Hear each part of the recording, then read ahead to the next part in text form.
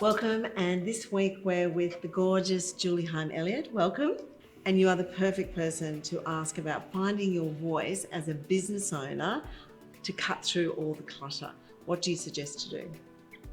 The risk of not finding your voice and not saying something can have real impact and consequences, because you've got to be leading the business, you've got to be driving the business, you've got to be creating the vision, you've got to make sure everything in the business is aligning behind your vision for the business. So if something isn't going right and you let it go, it can have dire financial consequences. I don't think people realise that having that vision, having the humanness of people going on that journey with you and being aligned is so imperative.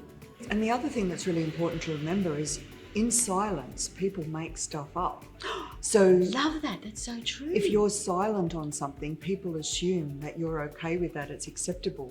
So therefore you have to have that voice, because otherwise people are going to go along thinking it's okay. And the other thing too is increasingly businesses need diversity. I personally am very strong on all aspects of diversity, but particularly diversity in thinking, I think, is the most important in a business.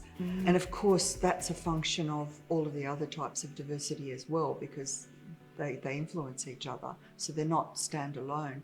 So you need everyone bring forward their thinking and their ideas. So finding their voice to articulate it so that you can get the best out of them and therefore make the best business that you can. So as the leader of the business, it's really important that not only do you find that in yourself for the reasons we've spoken about, but also you encourage that in your team.